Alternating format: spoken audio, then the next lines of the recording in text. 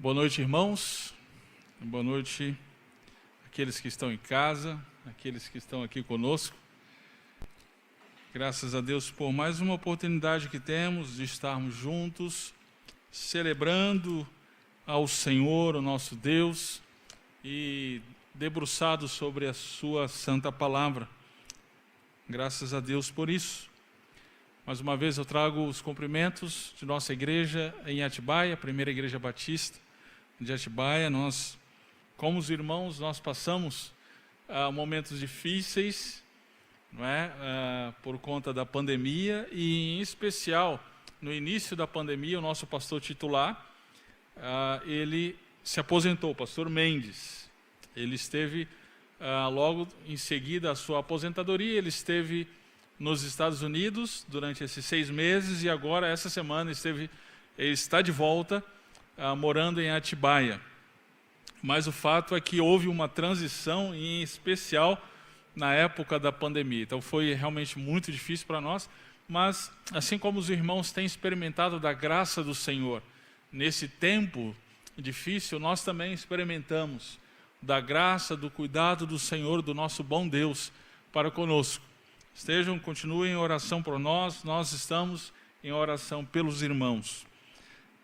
Pensando na mensagem desta noite, eu lembrei de uma ocasião quando eu estive em Cuba, há 3 ou 4 anos atrás.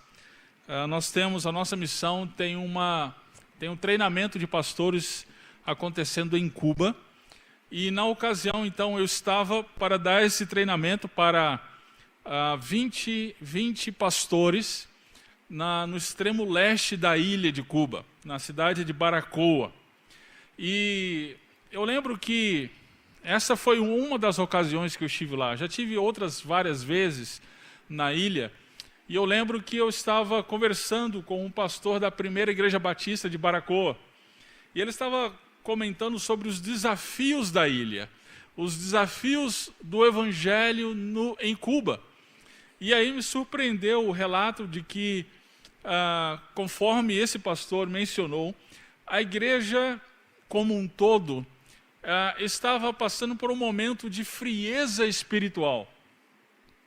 As pessoas não testemunhavam da fé, não tinham a ousadia de ir aos seus vizinhos, de ir aos seus amigos, seus colegas de trabalho, para compartilhar da fé no Senhor Jesus Cristo.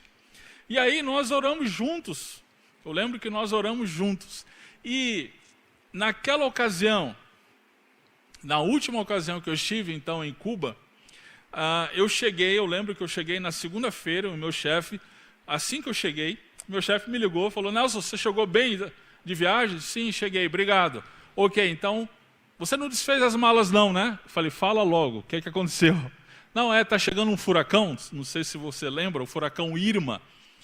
O furacão está chegando, ele está na categoria 5 e você vai precisar sair da ilha. E aí foi então uma situação quase militar para me tirar, eu e mais um outro professor que estávamos, para me tirar da ilha. Mas o fato é que, passando um tempo, aquele pastor me mandou um e-mail. Ele disse: pastor, ore por nós. Nós estamos numa situação muito difícil, porque depois que passou o furacão, nós temos aqui dezenas de famílias refugiadas na igreja.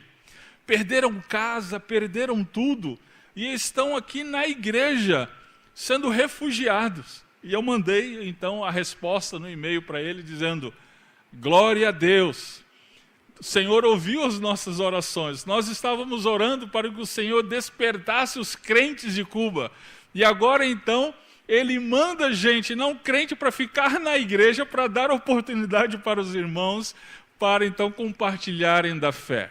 Queridos, Deus, Ele em muitas ocasiões, Ele usa de situações difíceis para nos despertar na fé, para nos fazer crescer na fé, para nos amadurecer na fé. Ele usa do sofrimento, Ele usa da aflição para que nós cresçamos na fé no Senhor Jesus Cristo. É exatamente isso que Pedro vai dizer na sua primeira carta. Então, abra sua Bíblia, 1 Pedro, capítulo 1. Nós vamos ler hoje o verso 3 ao 9.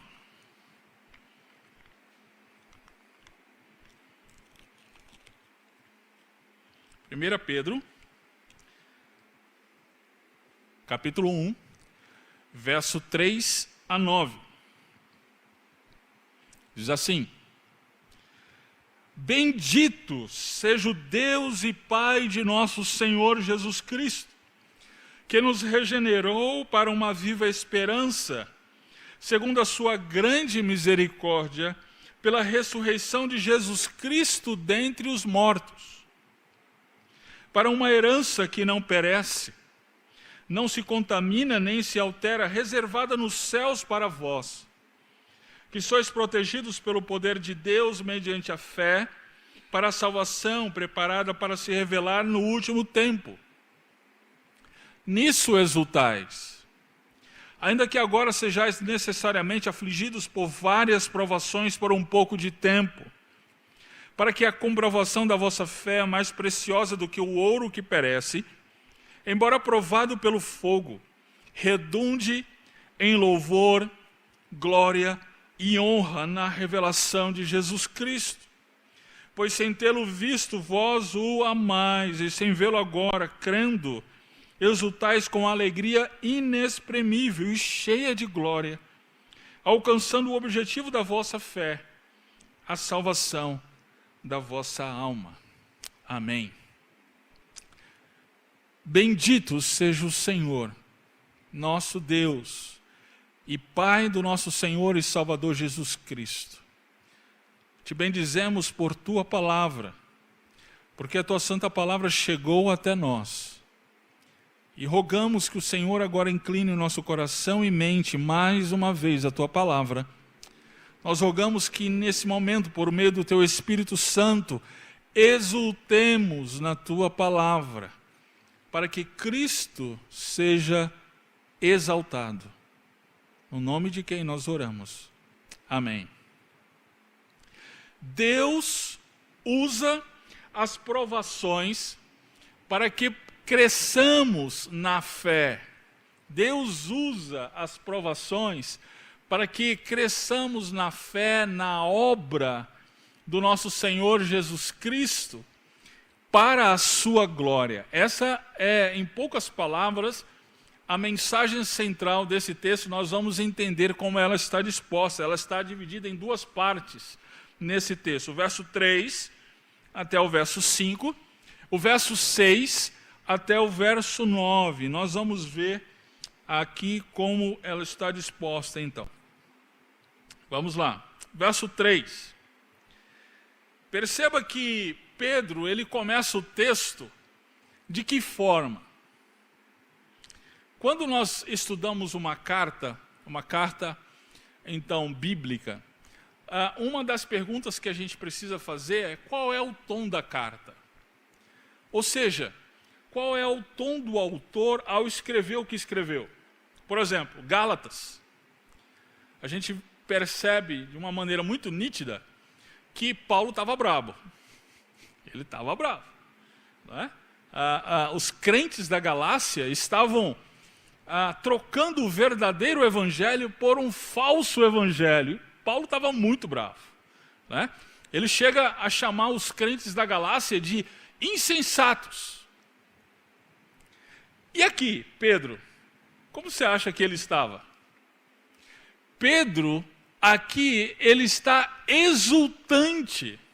Ele começa o verso 3 bendizendo ao Senhor. Ele diz: bendito seja o Deus e Pai do nosso Senhor Jesus Cristo. E aí, logo em seguida, então, a gente pergunta: por quê? Por que que Pedro estava exultante? Ele estava alegre no Senhor. Por quê? Será que ele conseguiu trocar de carro?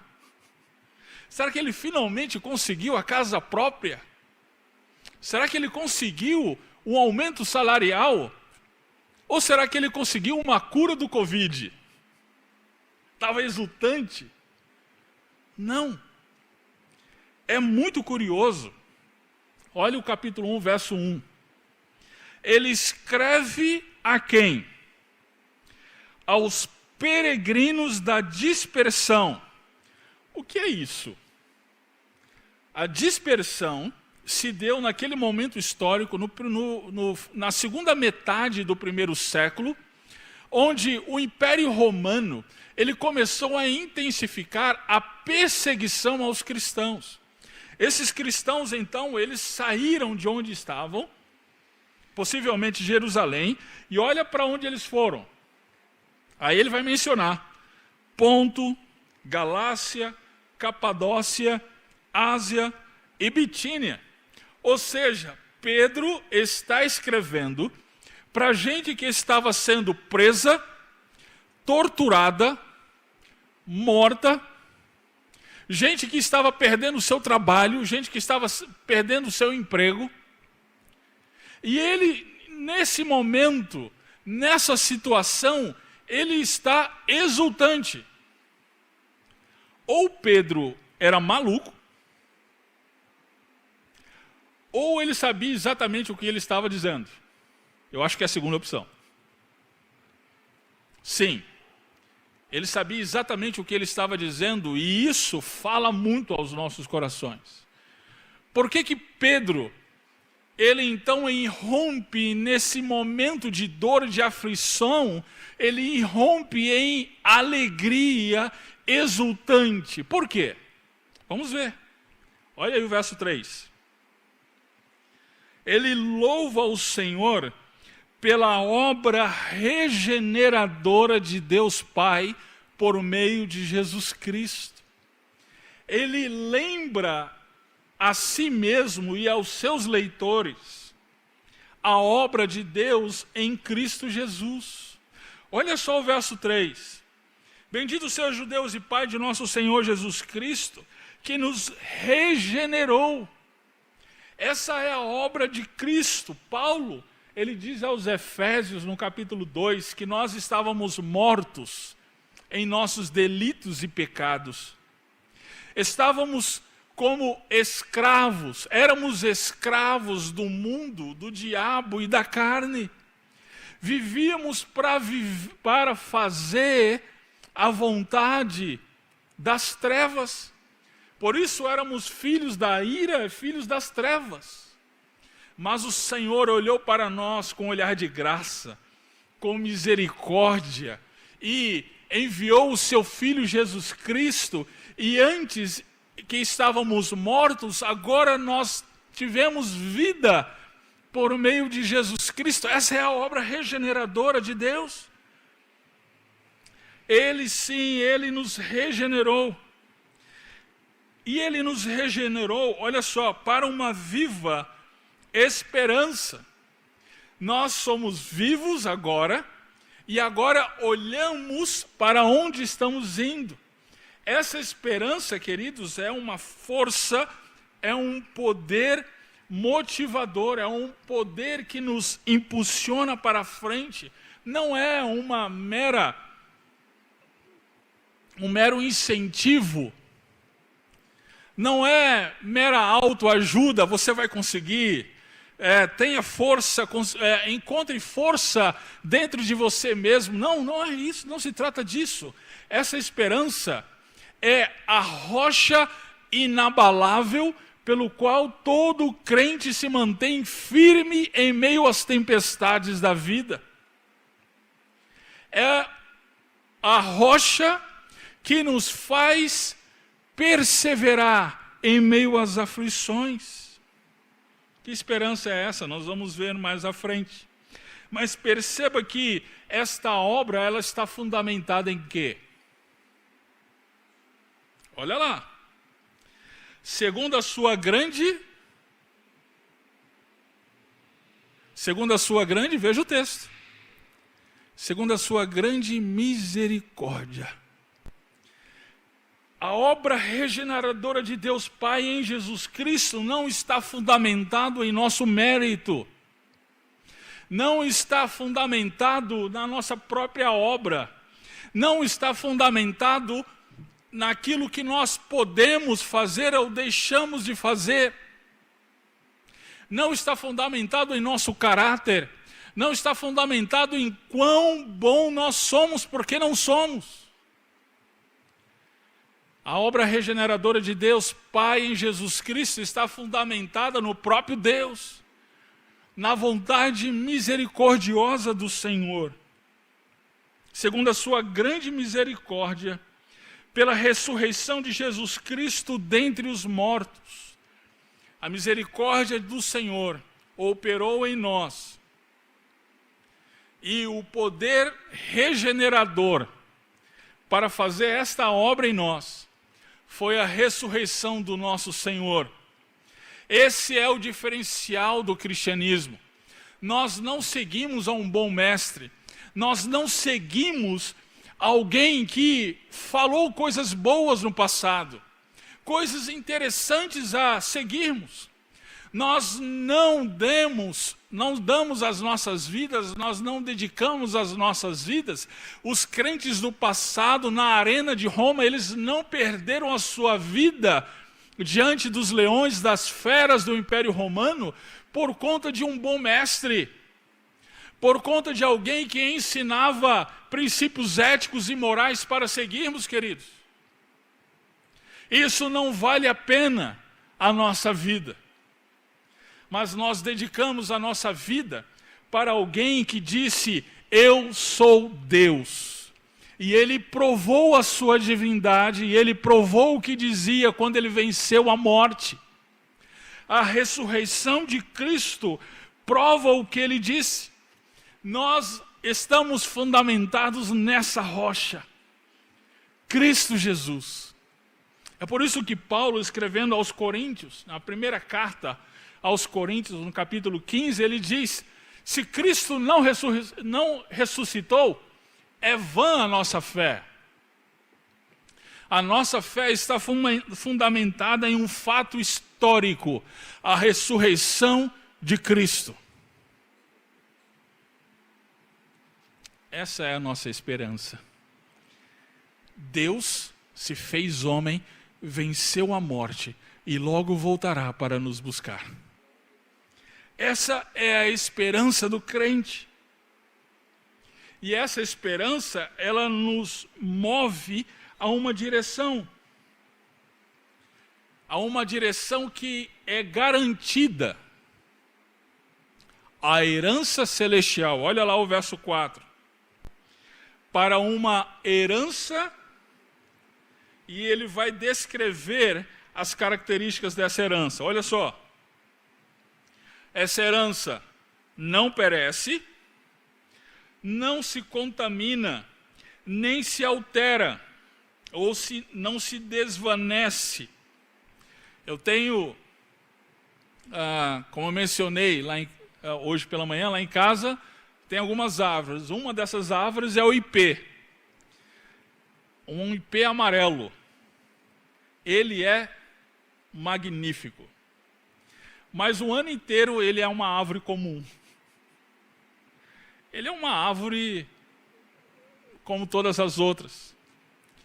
Mas o ipê lá de casa, pelo menos, eu não sou entendido em botânica, por favor. Mas o ipê lá de casa, eu descobri que ele floresce, sabe quantas vezes por ano? Uma vez. Sabe qual é a duração? 2 semanas. Durante todo o ano, ele fica lá quietinho.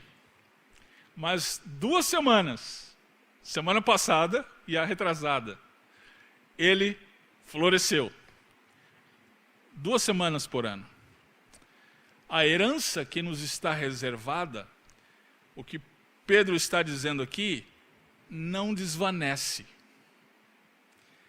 Ela está reservada para nós em sua majestade, e à medida que vai passando o tempo, ela não murcha, ela não desvanece.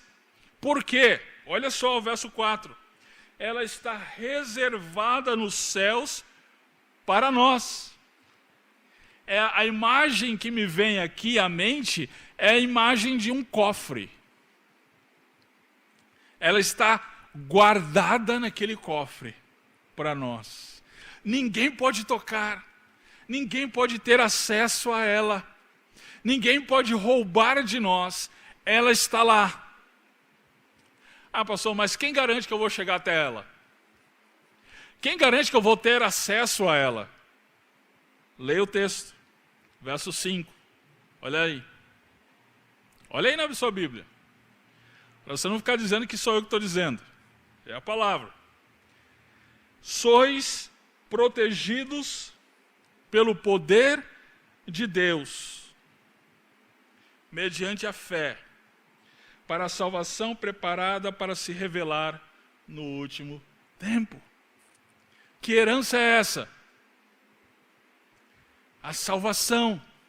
A salvação que nós já temos, ela terá a sua plenitude naquele dia.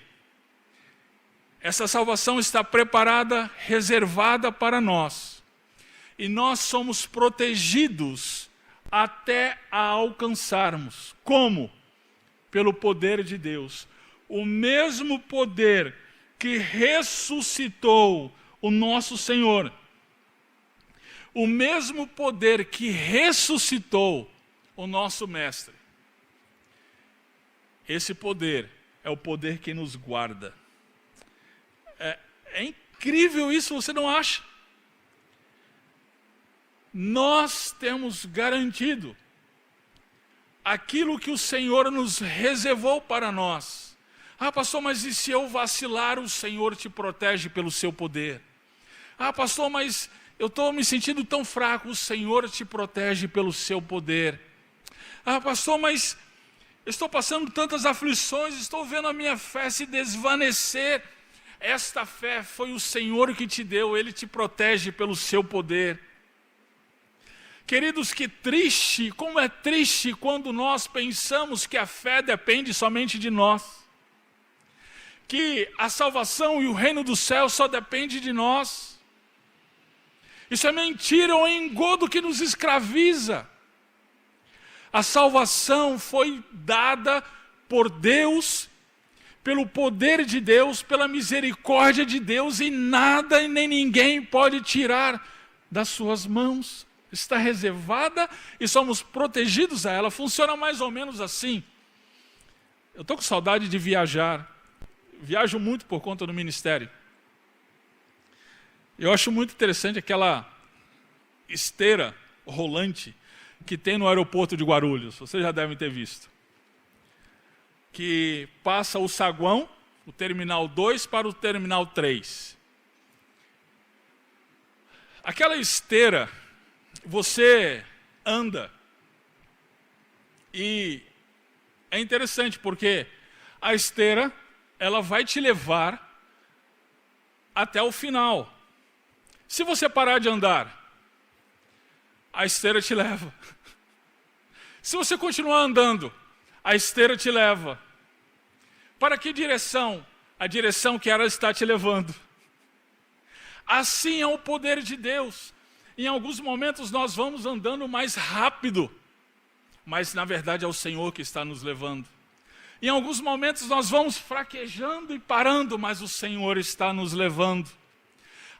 Em alguns momentos nós paramos, mas o Senhor continua nos levando, embora nós não venhamos muitas vezes, em muitas ocasiões, nem perceber. É o poder de Deus operando em nós, a fim de que nós venhamos a chegar e alcançar a herança que nos está reservada. A herança que está preparada para se revelar no último dia. Isso deve, queridos, nos dar uma segurança humilde. Não uma segurança soberba. Eu sou salvo, então agora eu vou sentar e esperar a salvação. Não. Uma salvação humilde. Porque é baseada na misericórdia do Senhor, novamente. Na misericórdia do Senhor e não em nosso mérito. A segurança de que a salvação nos é dada gratuitamente, preservada efetivamente pelo poder de Deus. Por isso é possível exultar em meio às aflições, porque nós olhamos para a obra de Deus na regeneração e a obra que Deus está fazendo em nós, nos levando e nos conduzindo até onde Ele quer nos levar, para a herança eterna.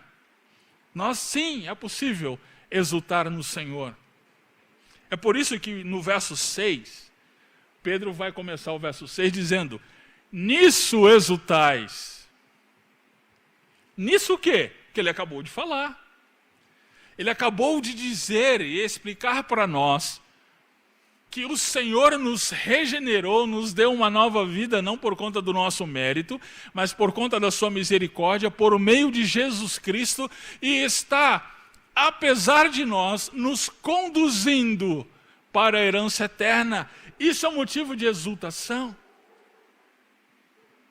E aí então ele vai dizer: ainda que vocês sejam necessariamente afligidos por várias provações. Ele não nega as provações. Pedro não nega as aflições. A teologia da prosperidade é um escândalo. É uma ofensa ao Evangelho. Ela ofende o Evangelho, porque se não existe a aflição, se não existe o sofrimento, então Cristo não sofreu. Cristo não padeceu as nossas dores. Sim, Ele padeceu. E Ele mesmo disse: no mundo tereis aflições. E aí, para aqueles que não acreditam na palavra de Deus, que mostra claramente que sim, nós sofremos, sim, nós cristãos passamos por aflições, eu acho que pelo menos a pandemia é uma manifestação de misericórdia de Deus, para mostrar que nós somos gente, nós somos frágeis, nós somos humanos e desesperadamente ávidos pela misericórdia, pela graça do nosso bom Deus. Se não for o Senhor, nós não somos nada. Nada. Nós temos em nossa igreja um administrador, o Marcão. Gente boa demais. Ele, não sei quantos conhecem, ele é do meu tamanho. Só que dá mais ou menos uns 3 ou 4 de mim. Ele é muito grande. E eu lembro que nós estávamos servindo no Nordeste, estávamos fazendo um congresso no Palavra da Vida, Recife, e lá a área é uma área campestre, e então ele estava na administração do congresso e fazendo acontecer. Acontece que o Marcão, ele tem um problema de saúde, ele tem alergia a mosquito. E a gente estava fazendo um congresso no meio do mato. Sabe o que aconteceu? Deus protegeu porque ele estava trabalhando para o Senhor. Não. Ele foi mordido por um mosquito na perna. A perna dele já é grande, ficou ainda maior. Foi hospitalizado. Um homem daquele tamanho foi hospitalizado por conta de um mosquito. Deus, Ele permite essas coisas para que nós nos lembremos da nossa humanidade. Nos lembremos que não somos nada sem Ele. Olha o que aqui Pedro vai dizer aqui no verso 3. Para que a comprovação da vossa fé é mais preciosa do que o ouro que perece, embora provado pelo fogo. Ele traz aqui a imagem da purificação do ouro. Eu não tenho ouro, e muito menos trabalho com ouro. Mas eu dei uma pesquisada e percebi como é que purifica o ouro. Quando se extrai o ouro do solo, ele vem com inúmeras impurezas. E aí é preciso um processo muito elaborado de purificação do ouro, onde o fogo, sim, o fogo ainda hoje é usado, o fogo para, então, fazer com que as impurezas elas boiem no produto que se coloca, e o ouro, como é pesado, ele fica no fundo. E assim se purifica o ouro. Pedro está dizendo aqui que as provações, as aflições que nós passamos, elas são especialmente direcionadas por Deus. Deus, ele é soberano e ele não perde o controle. Nós ficamos desesperados. Quando nós vemos a pandemia, a gente perde o cabelo. Eu não estou mencionando o irmão que não tem cabelo não, tá? Nós perdemos o cabelo, ficamos nervosos, perdemos o sono, mas Deus não perde o controle. Ele usa de maneira soberana as circunstâncias e as situações que nós passamos, para que, como o ouro é purificado pelo fogo, a nossa fé seja purificada pelas aflições. Para quê? Olha o que Pedro vai dizer. Para que redunde em louvor, glória e honra. A quem? Para nós mesmos? Na revelação de Jesus Cristo. Ele já falou de escatologia no verso 5, ele fala do último tempo, a salvação está reservada para nós e será revelada para nós nos últimos dias. E agora ele volta a dizer isso, e ele diz que naquele dia o Senhor será manifesto, e as aflições que nós passamos, elas trabalharam na nossa fé de tal maneira que Cristo será glorificado naquele dia. Como é maravilhoso saber que Deus usa as provações para que cresçamos na fé, na obra de Cristo e para a glória de Cristo. Para a glória de Cristo. As nossas aflições, elas fazem-nos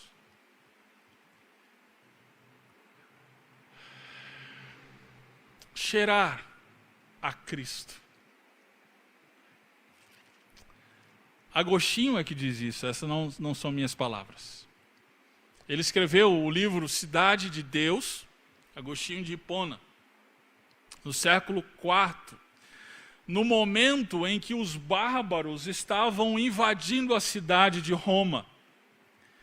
A cidade foi saqueada, as pessoas foram presas, as pessoas foram mortas. E os acusadores do cristianismo disseram: onde está o teu Deus? Porque nós estamos vendo que tanto crentes como não crentes estão sendo mortos. Você já ouviu isso? Pessoas dizendo: onde é que está o teu Deus? Tanto crente como não crente pega Covid. É verdade. Sim. Tanto crente quanto não crente. É por isso que a gente está de máscara. É por isso que a gente está usando os protocolos. Porque nós crentes também pegamos Covid. A diferença, e Agostinho vai apontar, é o seguinte: embora as mesmas aflições venham para o crente com o não crente, mas é como nós pisarmos em estrume. Quando pisamos em estrume, vem um odor fétido. Mas quando nós pisamos na rosa, na flor, ela nos presenteia com um doce perfume. Assim é o crente no Senhor Jesus Cristo. Quando pisado, quando passa por aflições, quando seus olhos são embaçados por lágrimas, o aroma que sai é glória para Cristo. O que é que tem saído de você? Murmurações? Reclamações? Ou glória para Cristo? Ou Cristo tem sido exaltado por você por meio das aflições? Deus, Ele nos leva às dificuldades, aos problemas, para que Cristo seja exaltado em nós. No verso 8, ele vai continuar dizendo o seguinte: sem tê-lo visto, vós o amais, e sem tê-lo agora crendo, e sem vê-lo agora crendo, exultais com alegria inexprimível e cheia de glória. De novo, aquele povo estava sofrendo em aflição, mas eles estão exultando em alegria. Por quê? Por conta de sua fé em Cristo. Embora eles não tenham o visto, mas eles o amavam. Aqui a gente lembra das palavras de Jesus no Evangelho de João, quando ele diz: bem-aventurados os que não viram, mas creram. A contemplação de quem é Cristo e da sua obra nos leva à alegria em meio às aflições. Nos leva à alegria em meio às dificuldades, aos sofrimentos da vida. E por fim, alcançamos o objetivo da nossa fé, que é a salvação da nossa alma. Perceba, no passado, Deus nos regenerou. Agora o seu poder está nos levando à herança celestial. E por fim, nós somos salvos. Nós fomos salvos, estamos sendo salvos, e por fim, somos salvos no dia do nosso Senhor Jesus Cristo. E essa é a obra de Deus em nossas vidas, para a glória de Deus. Deus usa as provações para que cresçamos na fé na obra de Cristo e para a glória de Cristo. Que sofrimentos e que aflições você tem passado? É hora de, nesse momento, você se colocar em oração diante do Senhor. Eu gostaria de perguntar para você: Cristo é o supremo valor na sua vida? De tal maneira que Ele tem sido honrado por você mesmo em meio às aflições? Ou será que a sua vida tem estado em um mar de aflições, de dificuldades, que te levam a cada vez mais amargura? Será que a nossa vida tem sido marcada por murmurações amargosas, reclamações sem fim? Eu quero encorajá-lo nessa noite a olhar para a obra de Cristo, para aquilo que Ele está fazendo em você, por conta da misericórdia dEle. Eu quero encorajá-lo a desenvolver na sua casa um clima, um ambiente de gratidão ao Senhor.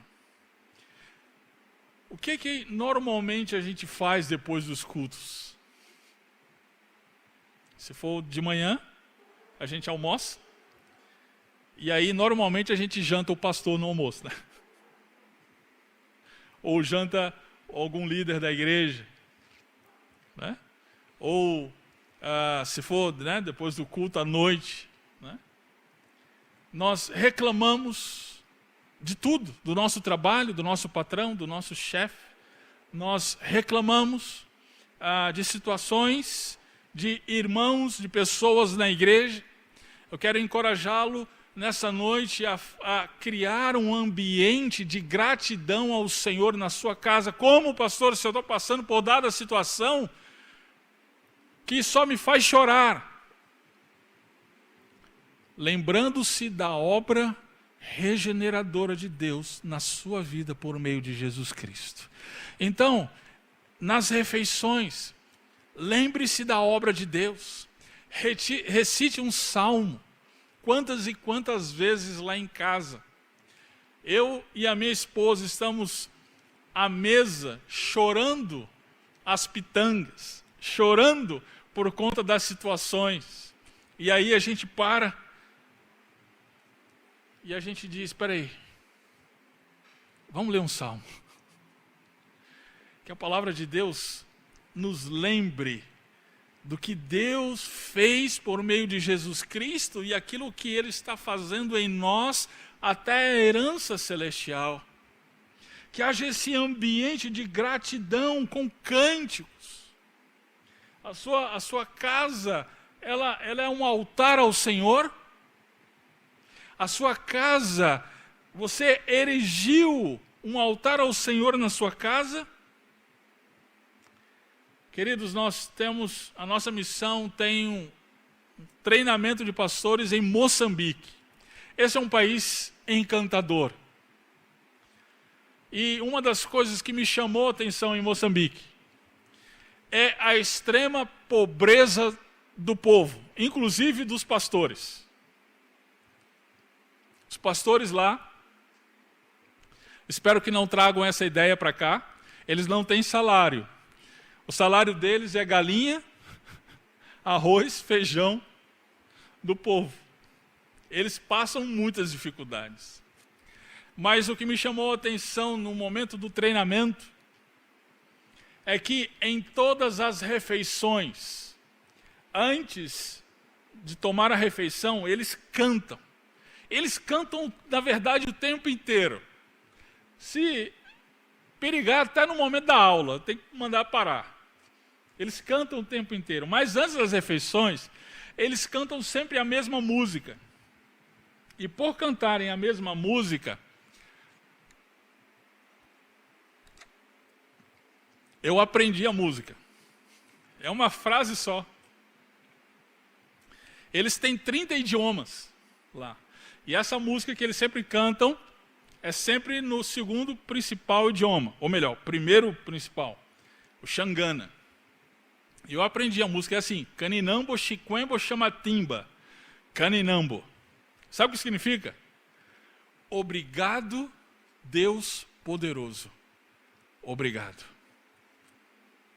De novo, as pessoas que estão cantando não sabem o que vão comer no dia seguinte. Mas eles estão dizendo, obrigado, Deus poderoso. Obrigado. Pedro, em meio às aflições, ele exulta na obra soberana e misericórdia de Deus por meio de Jesus Cristo. E diz, obrigado, Deus poderoso. Obrigado. Vamos orar. Senhor Deus, diante da Tua palavra, nós ficamos com o coração prostrado diante da cruz.